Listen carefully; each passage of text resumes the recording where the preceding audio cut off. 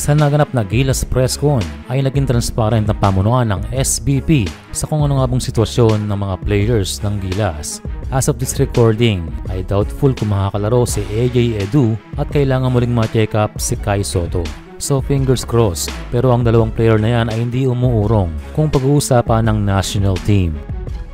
Tungkol naman sa una nating laro this window ay napaka-importante ito sa Gilas dahil kung matalo natin ang New Zealand ay magkakaroon tayo ng better standing and most likely ay maiiwasan natin ang mas malalakas na teams at mapadali ang pag-qualify muli sa FIBA World Cup. So far tayo pa rin ang leader sa group phase na ito, pero ang pagharap sa tall blocks ay napakalaking challenge. Kung history ang pag-uusapan ay wala pa tayong panalo sa kanila at ang pinaka-close game ay ang 9-point lead noong 2016.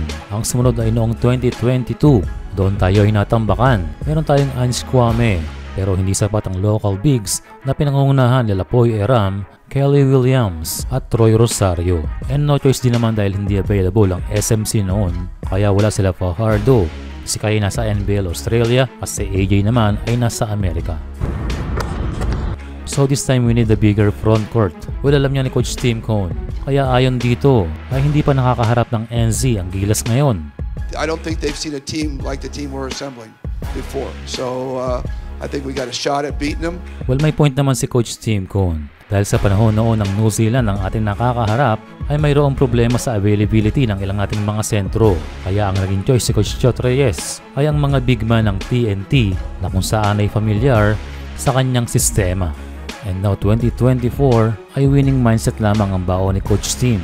Siya ay naniniwala na this time around ay malaki na ang ating pag-asa na ating matatalo ang New Zealand tall blocks. Kung sa ngayon naman na maiksi ang practice, technically ay mahaba pa rin ang ating preparasyon kung sasama ang araw na na-take over si Coach Tim Cone dahil we are still playing the same team na lumaro ng first window hanggang FIBA Olympic Qualifying Tournament.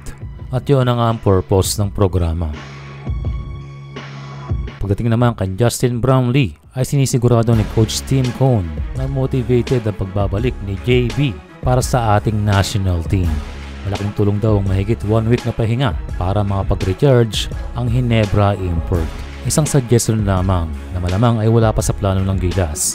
Since in time ay magre-retiro na rin sila Junmar and Japet Aguilar, mainam na rin siguro katulad ng ginawa kay Angelo Kwame na maglagay na ng mga Pinoyang big sa practices. Since nag-invite rin natin ng mga Hinebra players, kung pwede lang ay bakit hindi mag-imbita ng ilang next-gen Gilas sa mga ensayo.